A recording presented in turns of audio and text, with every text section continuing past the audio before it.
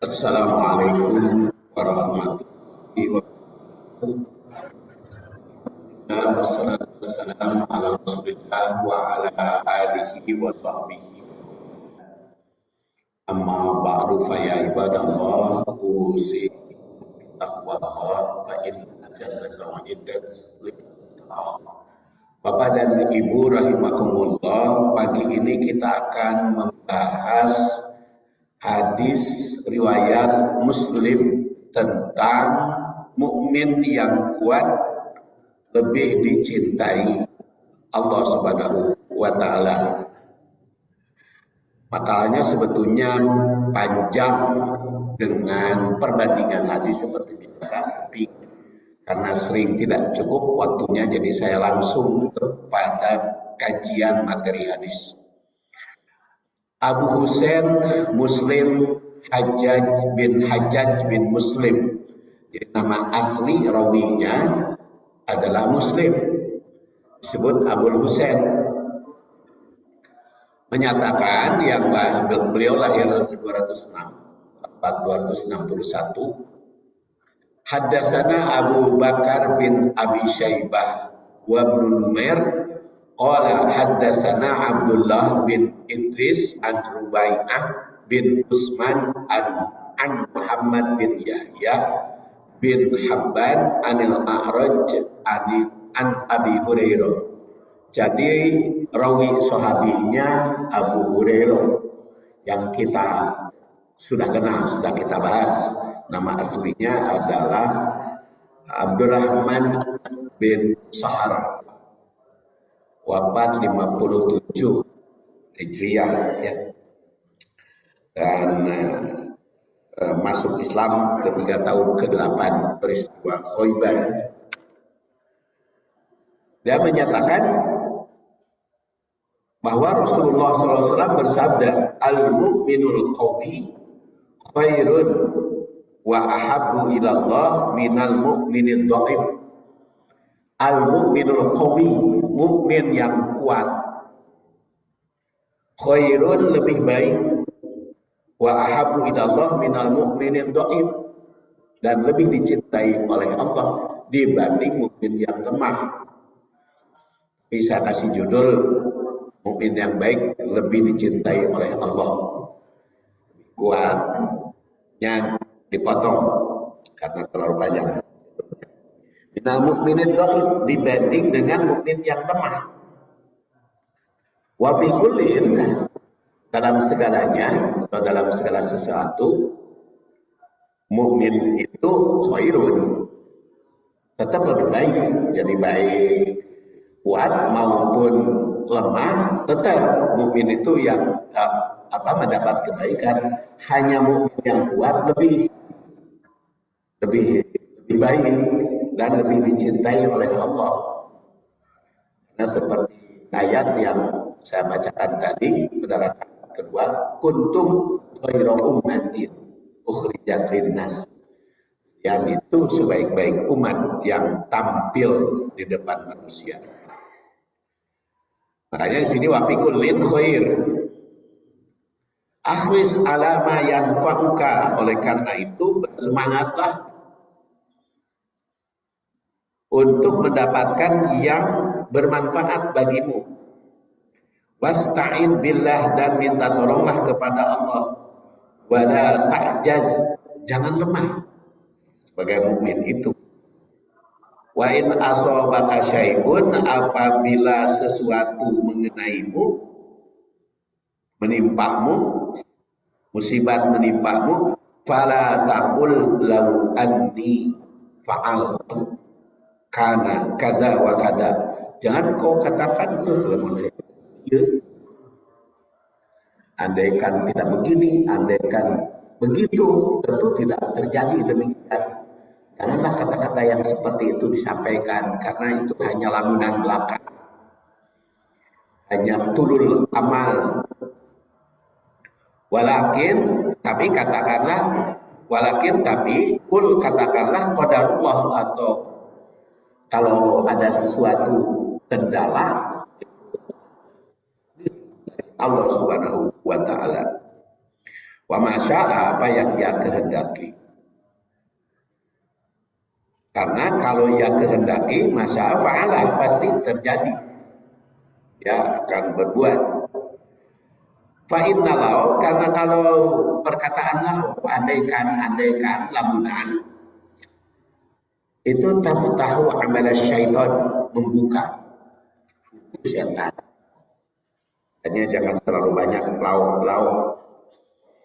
Hadis riwayat Muslim nomor 4816 juz 13 halaman 142. Hadirin rahimakumullah, kita lihat sekarang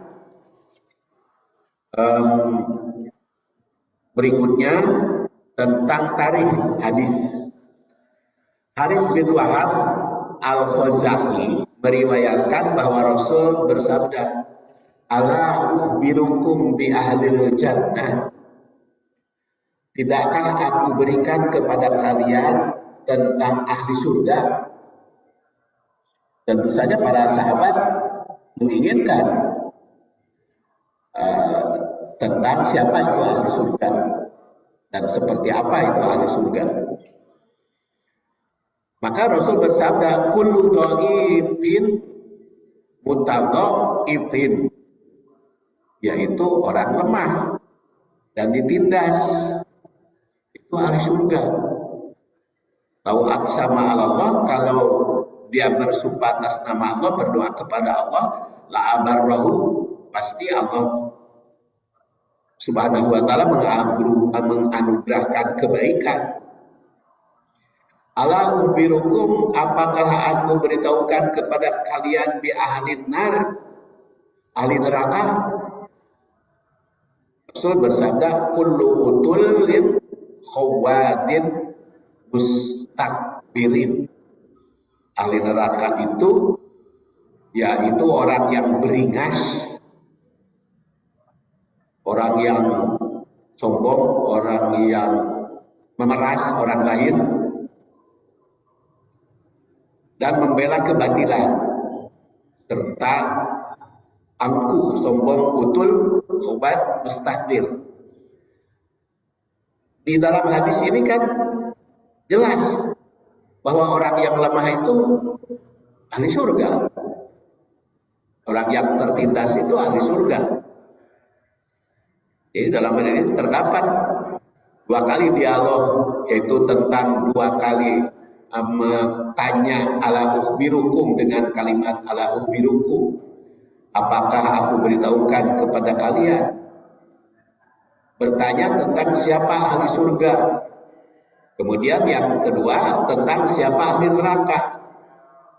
Kemudian dijelaskan bahwa ahli surga itu orang yang tertindas, orang yang lemah, orang yang diperlakukan pihak lain tidak adil, kurang baik.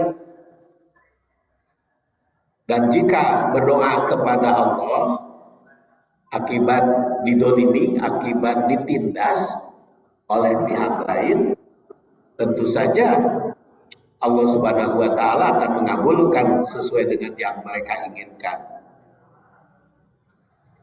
Dan ternyata pertanyaan ini menarik untuk ditadaburi.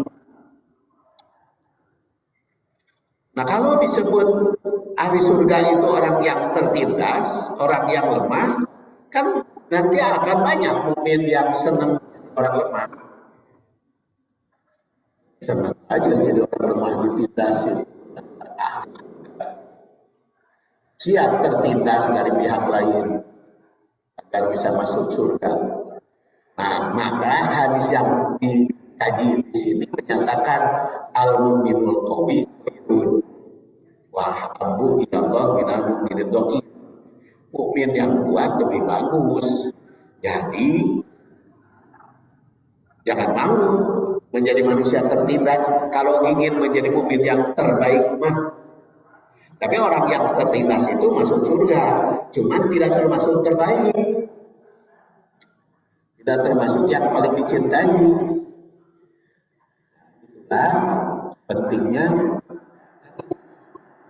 dalam hadis dan pentingnya tanasub. kaitan antara hadis yang satu dengan hadis yang lain. Jadi lamun teu dikaitkeun jeung hadis ieu mah hadis nu tadi jadi berbondong-bondong orang mukmin teh senang jadi orang yang lemah. Jadi kalau dikaitkan dengan hadis ini, karena setiap mukmin teh ingin menjadi manusia terbaik, maka berusaha agar menjadi muslim yang kuat. Itu tarikh hadis. Jadi, emang berdasar hadis di atas orang lemah tertindas masuk surga. Namun yang paling baik adalah mukmin yang punya kekuatan. Jadi secara historis orang mukmin itu jangan mau jadi yang lemah, apalagi tertindas. Tapi harus menjadi orang kuat agar menjadi lebih baik dan lebih dicintai oleh Allah. Karena kuntum khairu ummah, kalian umat yang terbaik itu pertama kan ukhrijat linnas, kalau berdasar Ali Imran 110 yang saya bacakan tadi, ukhrijat linnas, tampil di depan manusia. Jadi kan kalau tampil gagal, hebat. Ukhrijat linnas, ta'muruna bil ma'ruf, menyuruh orang untuk berbuat baik. Kalau menyuruh berpuasa, jadi orang mukmin itu harus berpuasa. Apalagi di Indonesia ini kan mayoritas muslim, mayoritas mukmin. Yang berpuasanya harus mukmin. Ya bukan hanya yang memiliki jabatan, yang memiliki jabatan malah di Indonesia mukmin semua. Calon presiden juga di luar dana muslim. Tapi kekuatannya, kekuasaannya apa betul muslim? Hanya harus yang dipilihnya muslim yang kuat. Jangan hanya dari petugas gitu, presiden teh. Terus jadi pemimpin. Kalau petugas mah gak punya kekuasaan, tidak ta'murun bil ma'ruf. Jadi si pemimpin itu harus orang yang memiliki kekuatan. Itu lebih baik dicintai oleh Allah. Jadi jika menjadi mukmin yang kuat, harus menjadi, kalau ingin menjadi mukmin yang baik harus menjadi orang kuat. Dan kalau menjadi orang kuat jangan sombong, karena tidak masuk surga kalau yang kuat sombong. Jangan menindas karena bisa masuk neraka. Tashih hadis, ke kualitas hadis. Hadis ini selain diriwayatkan oleh Muslim, diriwayatkan pula oleh Ahmad, Ibnu Majah, An-Nasa'i, dan juga Al-Baihaqi. Otomatis kalau diriwayatkan oleh Muslim itu sudah sahih. Ya, karena memang diakui kalau Imam Muslim mencantumkan hadis ini sudah diakui oleh para ulama kesahihannya. Jadi apabila hadis itu diriwayatkan oleh Muslim, itu sudah disepakati kesahihannya. Karena apa? Karena sudah berulang kali teliti hadis Bukhari dan Muslim itu kapangi kelemahan. Jadi apa yang dikatakan oleh Bukhari Muslim kuat itu selalu kuat. Jadi sudah dikotekkan oleh para ulama. Makanya kalau ini riwayat Muslim pasti kuat. Tapi bukan hanya riwayat Bukhari Muslim saja yang kuat, masih banyak hadis yang lain juga yang kuat. Tapi kalau di dalam Bukhari Muslim itu sudah otomatis sudah diyakini, ya. Karena kita akan menggunakan hadis yang sahih, hadis yang kuat. Jangan menggunakan hadis yang lemah, sebab rata-rata kalau hadis lemah, hadis dhaif itu banyak kerugiannya, banyak merugikannya hadis yang lemah. Dan meriwayatkan pula hadis sanad sahabat dan tabi'innya satu, tetapi telah diakui kesahihannya. Jadi bukan hadis mutawatir kalau secara kuantitas, tapi secara kualitas kuat. Sekarang kita lihat syarah hadis. Al-mu'minul qawi khairun wa ahabbu ilallah minal mu'minid dhaif. Menurut Abu Yahya An-Nawawi, yang dimaksud dengan qawi, kuat di sini adalah mukmin yang mempunyai kekuatan dalam berbagai bidang. Ini An-Nawawinya bukan orang Banten ya, bukan An-Nawawi Banten, karena kan beda. Nawawi Banten dengan Nawawi Abu Yahya. Kalau Imam Nawawi Abu Yahya mah lahirnya 631, wafat 676. Kalau Nawawi orang Banten mah 1180-an ya. Dalam usia 86 tahun Nawawi orang Banten. Jadi kata Imam Nawawi, mukmin yang kuat di sini dalam berbagai bidang kekuatannya. Ya, antara lain menurut beliau kuat mental dalam berjuang mencapai kebahagiaan, kekuatan mentalnya. Memang mental itu berpengaruh kepada ucap, sikap, dan tindakan. Kedua, selalu menyiapkan diri untuk jihad, melawan tantangan. Jadi jangan lemah kalau ada kekeliruan di umat, di masyarakat, siap berjuang memberantas kemungkaran. Ketiga, selalu siap dan bisa dipanggil terjun ke medan perang. Kata Imam Nawawi. Kemudian selalu tampil, eksis dalam amar ma'ruf nahi munkar, dan itu tentu berdasarkan pada seperti itu. Dan yang kelima, sabar menghadapi cobaan apapun. Sabar itu bukan cicing, tetapi itu kuat mental ya, tetap berjuang. 6, berusaha keras dengan kekuatan mengharap ridho Allah. Yang ketujuh, semangat dalam ibadah, baik sholat, saum maupun ibadah lain. Semangat. 8, semangat aktif mencari rahmat Allah. Dan ke-9, takut akan murka atau lepas dari rahmat Allah. Jadi keberaniannya itu disertai ketakutan oleh Allah Subhanahu wa Ta'ala. Jadi menurut Imam Nawawi minimal 9 kekuatan yang diraih oleh orang mukmin. Pangkal hadis ini membandingkan antara mukmin yang kuat dengan mukmin yang lemah.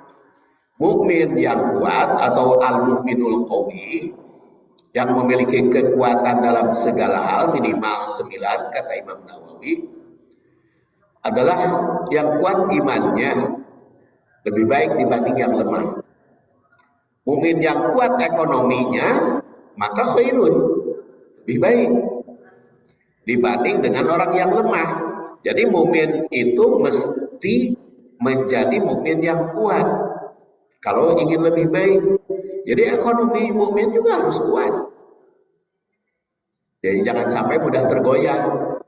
Rasulullah SAW itu pernah diboikot perekonomiannya, itu tahun hancur. Kuat. Jadi mukmin, setiap muslim yang ingin memiliki kekuatan tentu mulai dari kekuatan ekonomi harus dibina. Makanya Rasul itu sampai memuji kan at-tajir as-sabur, dan pedagang, pebisnis yang jujur, yang tidak pernah menipu, itu nanti disandingkan dengan para rasul, para nabi dan para syuhada, tajir, para pebisnis yang hebat, yang memiliki persaingan kuat dalam pebisnis. Sekarang ini kan ternyata pebisnis yang kuat dikuasai oleh yang mempunyai kekuatan teknologi, sehingga Mangga Dua banyak yang bangkrut kalah oleh orang yang pandai teknologi. Jadi dulu mah kurang Bandung teh nganter ngabri ke Mangga Dua, sekarang belanjanya cukup tak aja berdatangan ya. Dan memang itu tidak bisa terkalahkan dagang lewat medsos ya. Lewat medsos. Saya dulu mah sering gitu ke belanja, tapi kalau sekarang ya di rumah. Itu kekuatan ekonomi. Jadi kekuatan ekonomi juga harus diawali dengan kekuatan teknologi. Bahkan di dalam hadis ini tegaskan wa ahabbu ilallah, itu lebih dicintai oleh orang yang kuat. Kalau ekonomi kuat itu lebih cintai Allah. Karena bagaimana mungkin kalau orang kuat ekonomi makan kedudukannya juga tinggi kan? Karena al-yadul ulya khairu minasa. Nah kan, pemberi itu kan lebih unggul daripada penerima. Jadi kalau dia memberi orang itu naik derajatnya kan. Saat itu juga ketika memberi naik derajatnya dibanding penerima. Dan bagaimana mungkin kita jadi bisa jadi orang pemberi kalau ekonomi lemah? Bagaimana mungkin kita bisa berinfak kalau ekonomi kita lemah? Bahkan di dalam hadis 7, mukmin yang dilindungi Allah di hari kiamat diantaranya kan yang infak dengan tangan kanan, tangan kirinya tidak tahu. Apa itu yang infak dengan tangan kanan, tangan kiri tidak tahu? Siapapun yang dekat dengan dia tidak tahu yang diinfakkan. Padahal dia tuh infak puluhan juta, tapi tangan kirinya nggak tahu. Tangan kirinya itu bisa istri, bisa anak, bisa siapa saja. Kenapa tidak tahu? Karena teka itu hartana. So lamun pas saya pun infak 10.000 kan kanyahoan ku istri. Kamu sabab saeutik duit. Coba lamun uang saya miliaran, infak kata itu rahim 100 juta. Istrinya tenyahoan dia cuma 100 juta mah. Uang tapakna. Jadi di antara hadis itu menurut saya mendorong kepada kita untuk memiliki kekayaan yang banyak. Sebab kalau kita tidak kaya, yaitu tadi. Jadi diketahui oleh istri, diketahui oleh anak. Kemana ya duitnya gede kurang? Karena sedikit uangnya. Jadi kalau banyak mah malah kanyahoan. Kekarasaan gitu. Istri numpang sama majelis taklim puluhan juta, suami enggak kanyahoan enggak 10 juta. Eueuh tapakna sanggup. Akan anu duit nasa untuk 10 juta, 10.000 kaya. Ahabbu ilallah, makanya lebih dicintai. Jadi pangkal hadis ini mengandung makna bahwa setiap mukmin itu seharusnya berusaha menjadi orang kuat dalam segala hal, baik jasmani, rohani maupun ekonomi. Jasmani juga harus dijaga kesehatannya. Jangan lemah, sebab kalau jasmani lemah kan pada dakwahnya juga akan kan.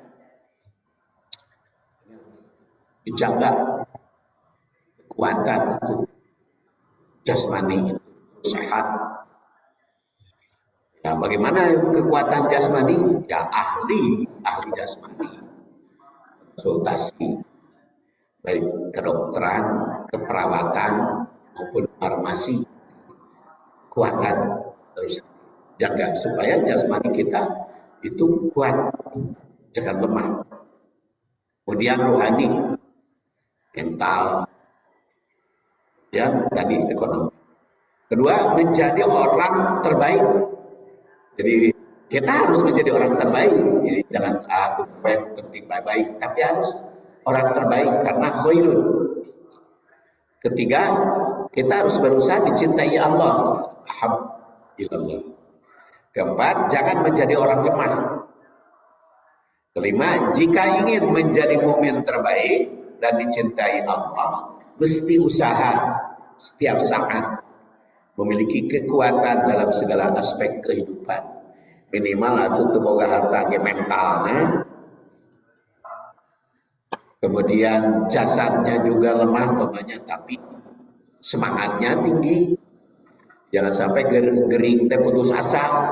Semangatnya tinggi, ingin sehat. Tentu saja ingin sehat teh bukan rasa mukaan. So kadang-kadang kan gini, saya pernah kritik satu jamaah. Kenapa Pak? Itu kan Bapak menurut dokter diabetes. Oh, disuguhan si kopi manis diminum. Diabetes urusan Allah, bukan buat mental gitu mah. Rasa mukaan. Kan sudah jelas. Oke. Diabetes tidak boleh banyak gula. Jadi itu bukan mukmin yang kuat kalau menurut saya itu bohong deh. Bohong, beredar urusan banyak. Berusaha. Kolesterol tinggi, sahabat makan gerah. Urusan Allah kolesterol tidak kuat. Itu sombong. Jadi berusaha sekuat tenaga, jasmani juga ya dijaga. Wa fi kullin khairun, wa fi kullin, dan pada masing-masing memang terdapat kebaikan. Jadi dalam segala hal, karena kullin itu menggunakan tanwin kan, kullin itu yang menunjukkan umum, sehingga mencakup segala sesuatu, segala situasi. Tegasnya bagi mukmin itu akan tetap menjadi baik dalam keadaan apapun, baik dalam keadaan kuat ataupun lemah, bahkan tertindas, karena mereka tetap iman.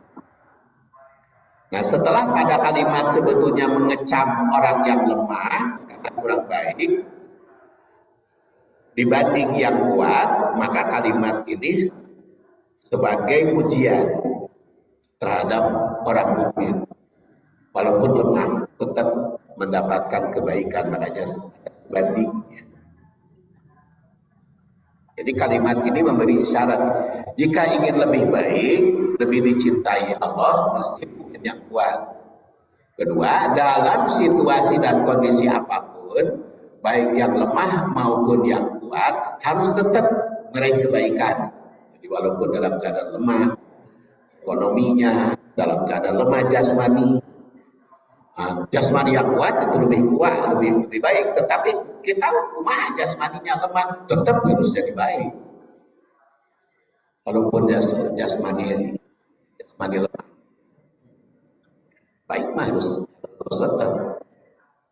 Dan sebagaimana sering saya kemukakan di dalam berbagai kesempatan, salah satu koreksi jasmani sehat atau tidak, syaratnya adalah sholat itu.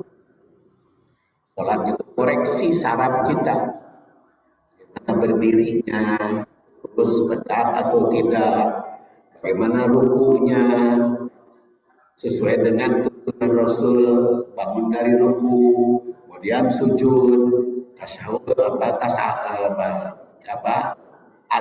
duduk antara dua sujud, sesuai enggak ramu jari-jari.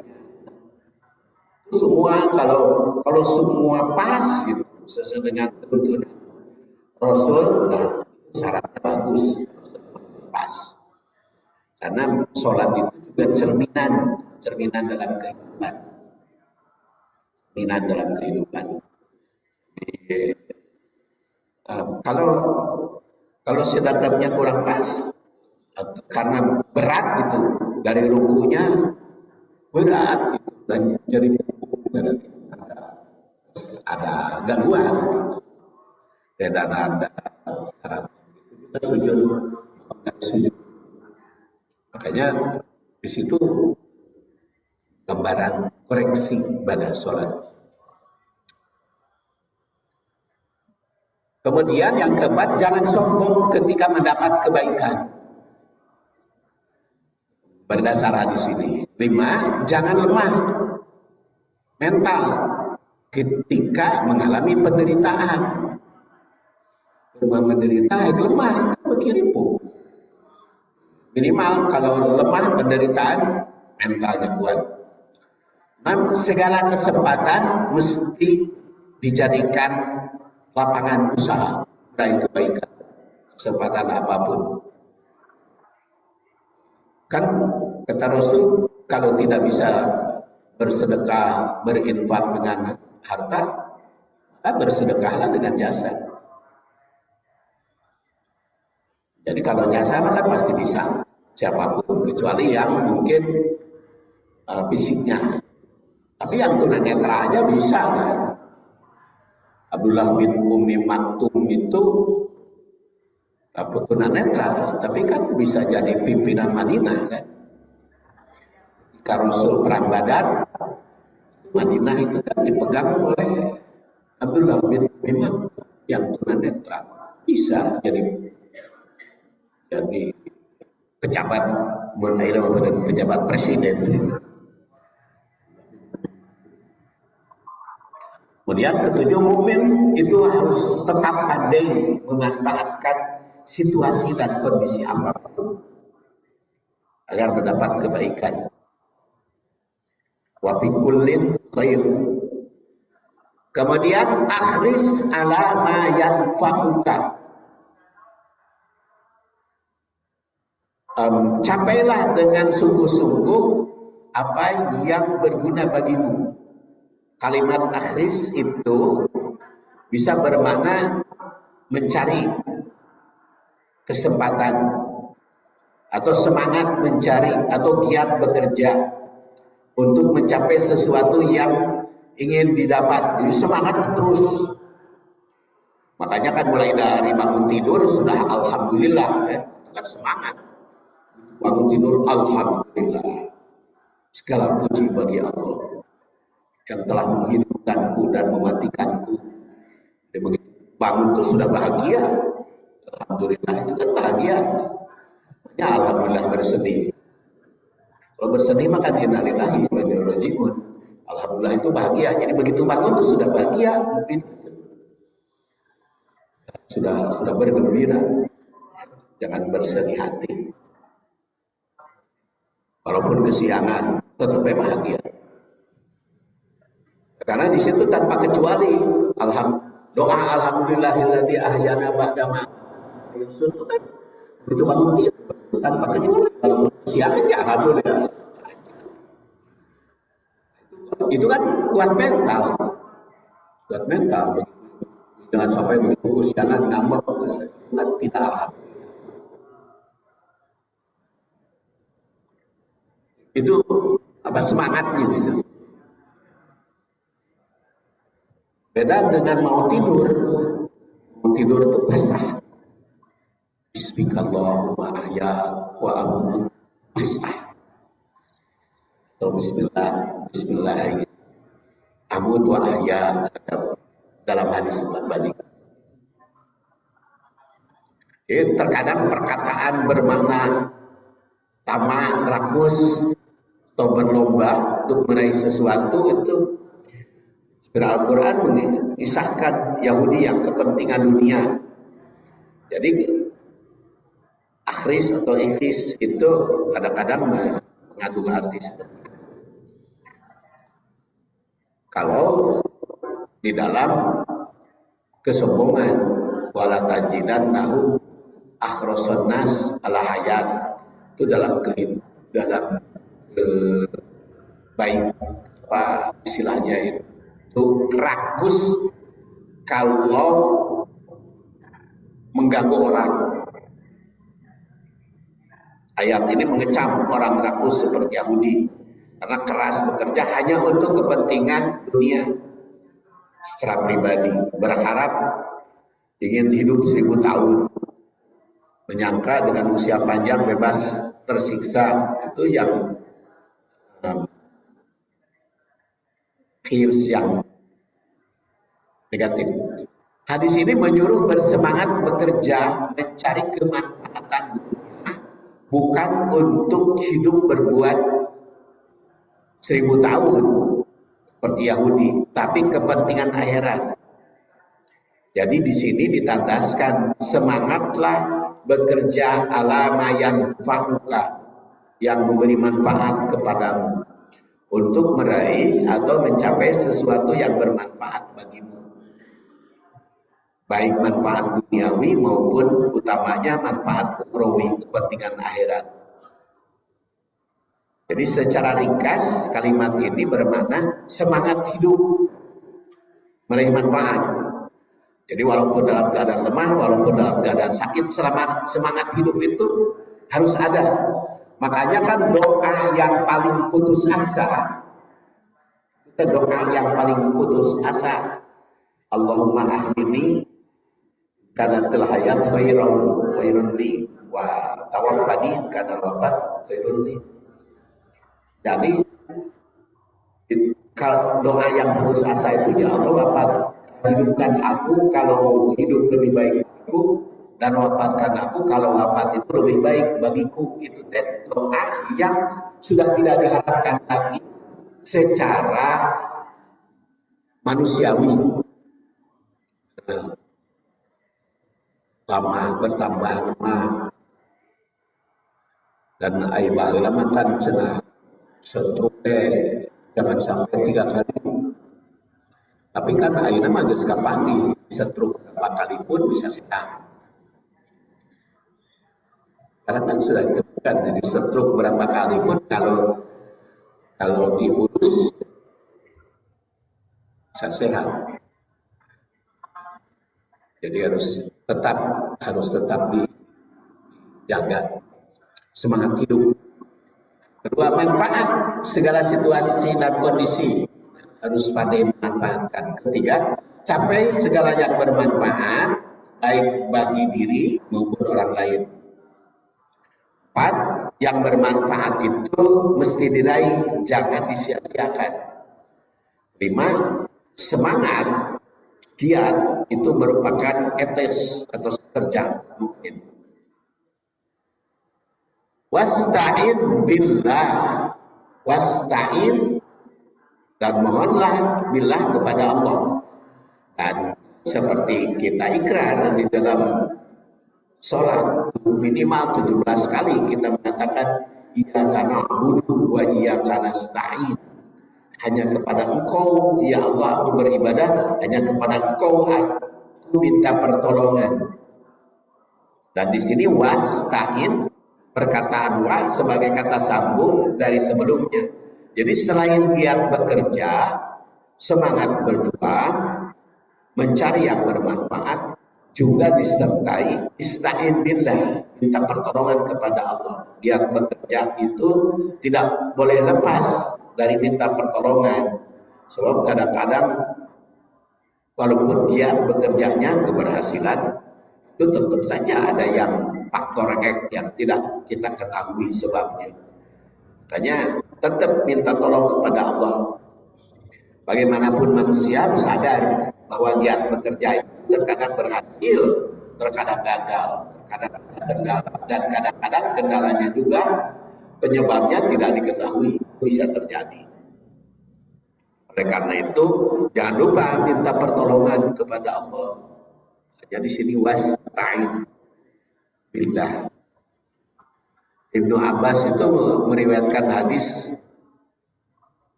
kuntu khalfa Rasulillah sallallahu alaihi wasallam yauman ya ulam inni muallimuka kalimatin ihfadillah yahfadka. Dibahas dalam khutbah atau dalam kajian yang lalu, karena saya lihat judulnya itu. Minta tolonglah kepada Allah maka Allah menolongmu. Dalam kajian minggu atau khutbah ya. Khutbah ya. Itu hadisnya ini.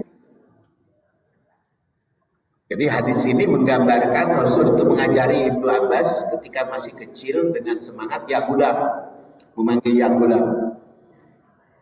Bagaimana Rasul menyayangi Ibnu Abbas yang masih kecil dan mengajari berbagai pelajaran, antara lain menjaga Allah agar mendapat penjagaannya. Jika menjaga hubungan baik dengan Allah, maka akan bertemu dengannya. Dan jika menginginkan sesuatu, maka mintalah kepada Allah.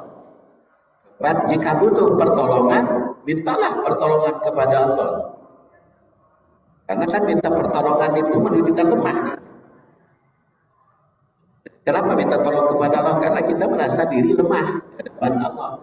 Makanya minta tolong kepada Allah supaya lemah di hadapan Allah.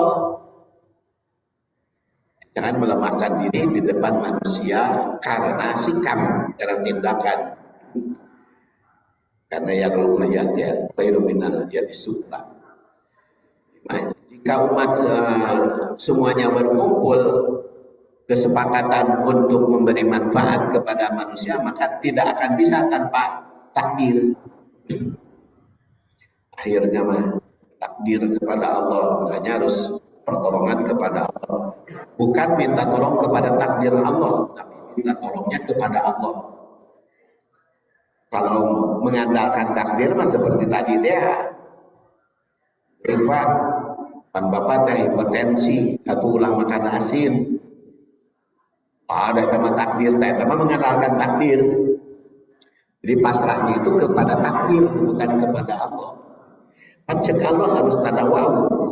Jadi hari hipertensi mah ulah makan asin karena garam teh ceuk ilmiah bertinggi tensi. Jadi ya macam dokter kudu makan obat hipertensi selalu ya udah makan. Jadi jangan sampai mengandalkan, harus minta tolongnya kepada Allah, tapi minta bimbingan, minta petunjuk pada manusia. Kemudian yang ketujuh, semua yang dialami manusia itu ada kaitan dengan takdir, tapi bukan pasrah kepada takdir. Harus berusaha takdir itu dipilih yang baik. Takdir Allah menguasai segala-galanya yang diusahakan manusia, baik negatif maupun positif. Jika Allah telah menuliskan, maka segala keputusan di tangannya. Tapi bukan pasrah kepada takdir, pasrah itu kepada Allah. Oleh karena itu, jika minta pertolongan, hendaklah kepada Allah. Allah memiliki wewenang untuk menakdirkan, memutuskan, merencanakan, dan juga mengubahnya. Jadi, apakah takdir itu bisa diubah? Jawabannya bisa, asal oleh Allah diubahnya. Dan Allah berkuasa, dia bisa mengubah takdir. Yang cek Allah, innallaha la yughayyiru ma biqaumin hatta yughayyiru ma bi anfusihim, kaitan juga. Nasibnya kaitan usaha jadi Allah juga punya kekuatan, punya kekuasaan untuk berbuat apapun, tapi kata Allah sendiri ada kaitan dengan usaha manusia, diseimbang. Apapun yang telah Allah tetapkan dalam takdir hanya bisa diubah oleh Allah, bukan oleh manusia. Jadi takdir itu bukan diubah manusia, Allah. Hanya kata Allah mengubah takdir itu disesuaikan dengan usaha manusia. Jadi ayat merubah nama Allah sendiri hanya mengubahnya keterkaitan dengan usaha manusia. Makanya doa juga kan begitu. Rabbana atina fid dunya hasanah wa fil akhirati hasanah wa qina adzabannar. Surat Al-Baqarah dalam bab haji. Ada manusia itu yang minta baik di dunia, minta baik di akhirat. Tapi Allah sendiri kan menjawab, ulaika alladziina hum kasabu. Ulaika lahum nasibum mimma kasabu. Jadi ujungnya teh nu berusaha di dunia hasanah wa fil akhirati hasanah oleh Allah jelaskan mereka itulah mendapat bagian sesuai dengan usaha. Di dunia hasanah wa fil akhirati hasanah sesuai dengan usaha.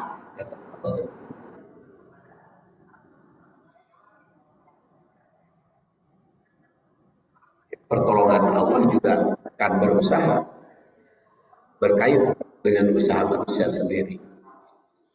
Jadi ista'in billah itu mengandung makna pertama mintalah pertolongan hanya kepada Allah.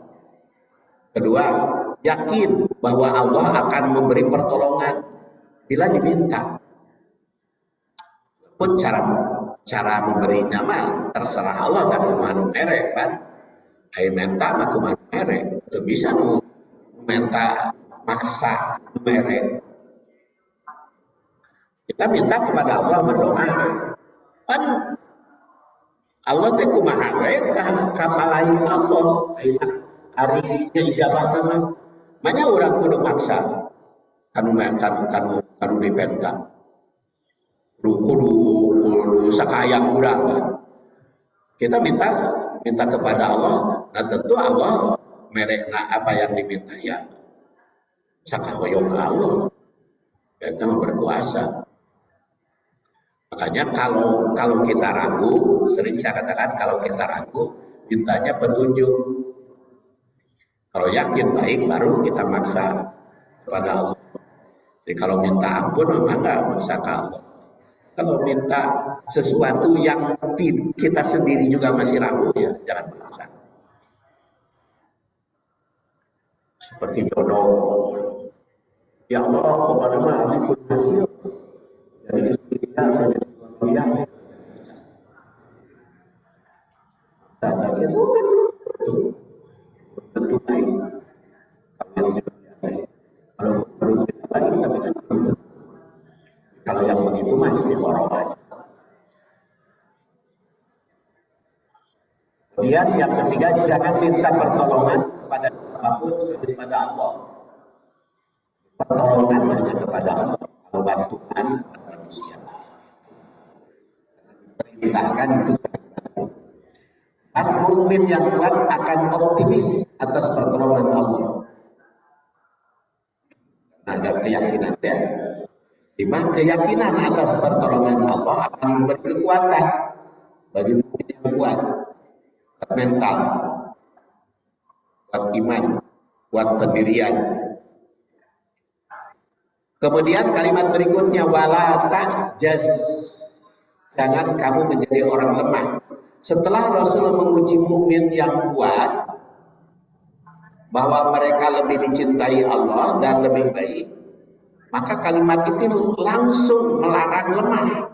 Jadi jelas arahannya bahwa setiap mukmin itu mesti mempunyai program untuk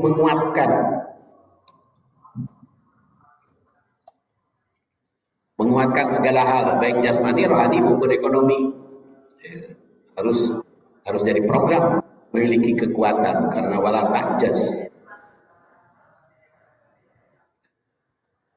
Dan di antara kekuatan ekonomi, al-aidi, tangan itu salah satu.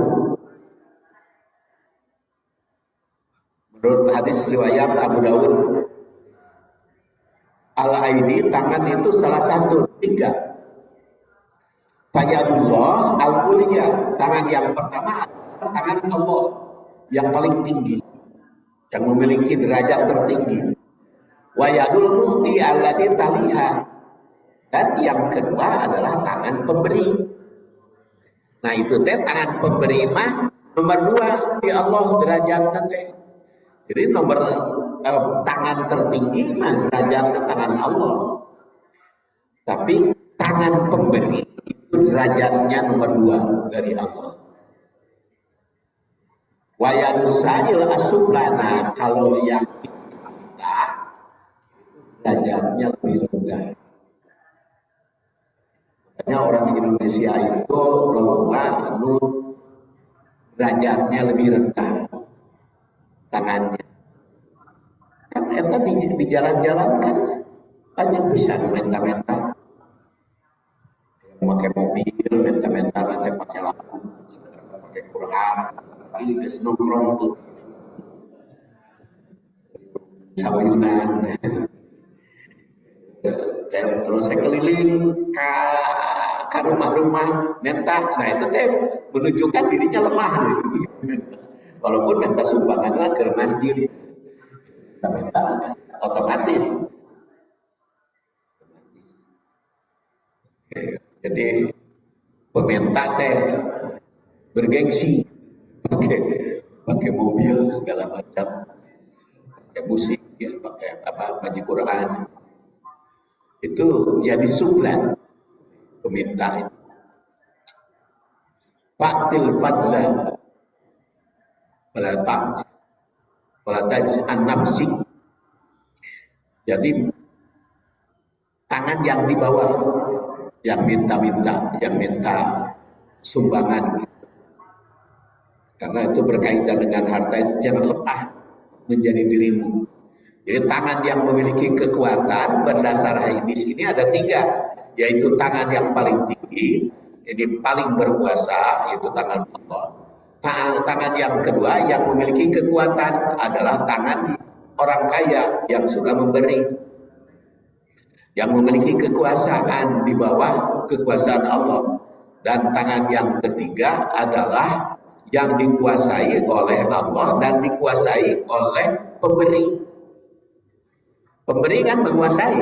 Jadi kalau ada yang minta lalu itu lemah, kemudian diberi, maka si pemberi itu naik derajatnya. Si pemberi itu pasti naik derajatnya. Tangan peminta lemah. Jadi tangan peminta itu derajatnya di bawah pemberi. Oleh karena itu, jika ingin memiliki kekuatan, jadilah pemberi. Jadi jangan merasa lemah untuk memberi. Berikan kepada yang butuh, maka akan memiliki kekuatan. Jadi hadis ini melarang mukmin menjadi yang lemah. Maka jadilah pemberi. Bagaimana mungkin bisa menjadi pemberi jika tidak memiliki sesuatu yang bisa diberikan? Hanya harus punya juga. Oleh karena itu, pemimpin yang baik mesti kuat dalam hal ekonomi. Dan Hakim bin Hazim itu dijuluki Abu Khalid sebagai sahabat yang wafat tahun 54 Hijriah, meriwayatkan bahwa Rasul bersabda, al yadul ulya khairum min al yadis sufla wabda biman ta'ul wa khairus sadaqah an dhahri ginan wa may yasta'fif yaqfa'ullah wa may yastagni yughnihillah. Tangan yang di atas lebih baik daripada tangan yang di bawah.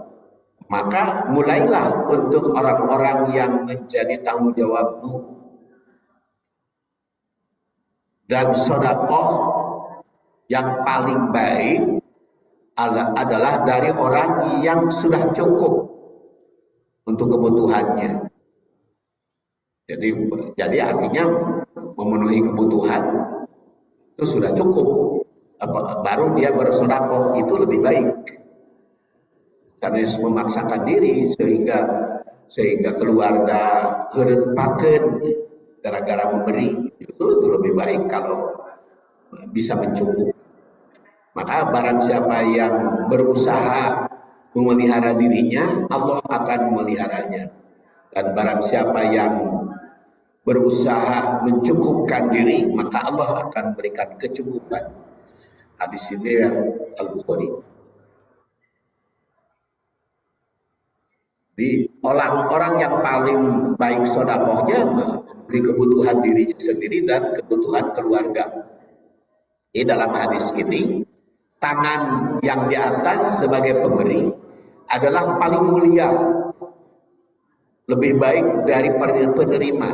Kedua, pemberi tentu saja mendahulukan kepentingan keluarga yang menjadi tanggung jawabnya. Dan kita ingat, di antara keluarga itu termasuk orang tua. Orang tua itu sudah masuk kepada keluarga. 3, sedekah terbaik adalah kelebihan dari yang telah diberikan kepada orang yang menjadi tanggung jawab. Jadi harus mempunyai kelebihan. 4, sedekah bukan menghabiskan dari harta yang mesti diberikan kepada orang yang dijadikan tanggung jawab. Jadi yang lebih baik adalah yang kuat.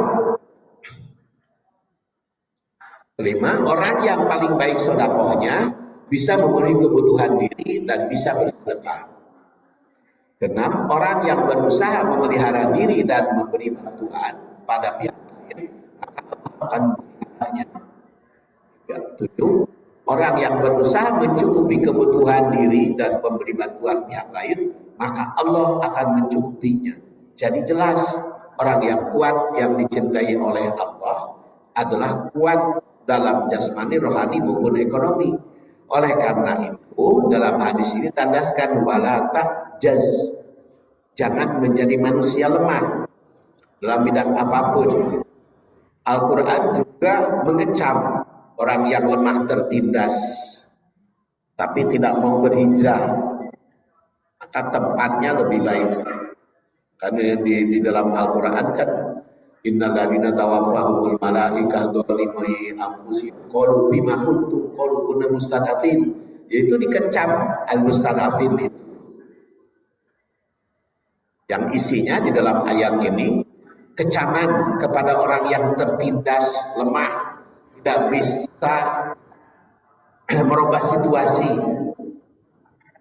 tapi berdiam diri. Kedua, bumi Allah luas.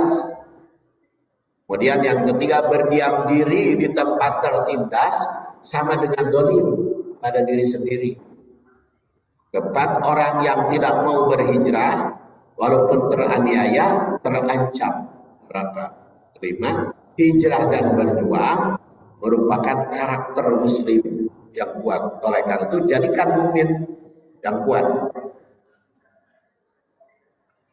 Fa in asabaka syai'un fala taqul lahu anni fa'altu kada wa kada. Perkataan asobak, wa in asobak, menimpamu. Walaupun asobak itu kan kadang-kadang baik, kadang-kadang buruk. Tapi di sini asobak itu syai'un, yang musibat, yang menyedihkan. Tegasnya kalimat itu berarti jika ada sesuatu yang kurang menyenangkan menimpamu, fala taqul, jangan kau katakan lau, andaikan, lau anni, andaikan aku, atau mengapa aku tidak begitu, atau jika aku begini. Nah, lau anni itu berarti penyesalan yang tiada berguna, atau perkataan yang mengisyaratkan banyak lamunan atau perkiraan. Nah, jika disambungkan dengan fa'altu, aku berbuat atau aku lakukan, seakan-akan dia mengatakan, andaikan aku tidak melakukan itu, tentunya bahwa teh hanya kalnya orang teh kan nggak ada manfaat itu hanya kalnya. Coba lamun kieu, apalagi suami istri, saya cek istri teh saya oke dah bisa ngalamar baheula, abet si bapak lain ke si bapak jadi nyesel kan, saya tak. Andaikan seperti itu, ya itu karena kada wa kada meureun kieu. Kalimat ini mengisyaratkan musibat yang kurang menyenangkan bisa terjadi kapanpun dan dimanapun. Jangan Makanya jangan mengeluh, menyesali. 3, jika ada kegagalan jangan disesali, tapi hendaknya menjadi pelajaran bagi masa depan. Itu kan paling enak, paling tidak enak kalau dikatakan cek istri teh, no, gara-gara si bapak, kan paling tidak enak. Sama si ibu juga, ada gara-gara si ibu, nah itu kan paling tergenang. Itu tuh, makanya janganlah katakan yang seperti itu.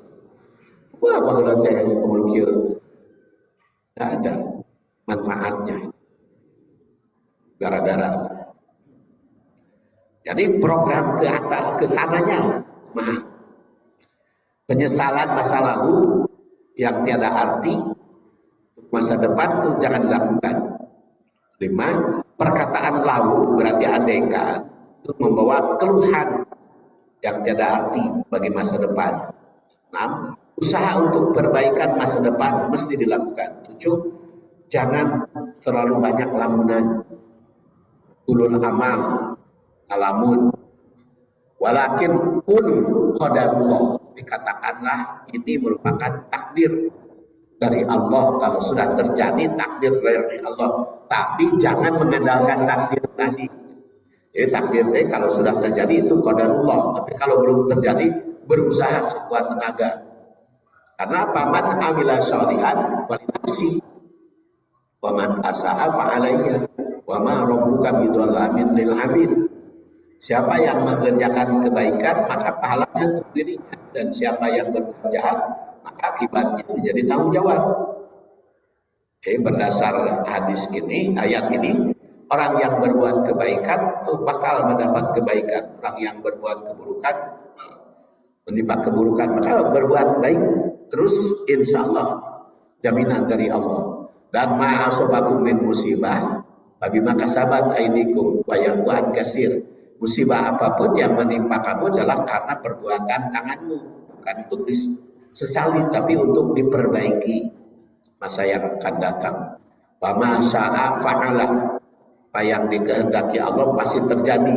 Jadi oleh karena itu tersirat dalam kalimat ini, usaha sebaik mungkin, tapi ketentuan Allah mesti diterima. 2, manusia punya rencana, Allah menakdirkan. 3, karena kekuasaan Allah berkaitan dengan usaha manusia, maka usaha harus tetap baik. Fa inna lao, sedangkan perkataan lao itu dari setan dan mendatangkan setan. Makanya wa'aidu lahum mastata'tum dalam surat Al-Anfal, siap-siap untuk mendapatkan kebaikan di sisi Allah. Dan jadi pengunci hadis ini banyak andaikan itu mengundang setan. Kemudian perbuatan setan mesti dihindari. 3, tutuplah peluang godaan setan, jangan dibuka peluang setan. Dan jangan membukakan peluang godaan setan. 5, godaan setan selalu membawa kegagalan. Kemudian kuatkan jasmani, rohani menghadapi setan. Jangan kalah oleh setan. Takwil nama mengawe dan takbiknya dibaca oleh ibu dan bapak-bapak di rumahnya masing-masing karena sudah jam 6 lebih. Terima kasih. Alhamdulillah rabbil alamin.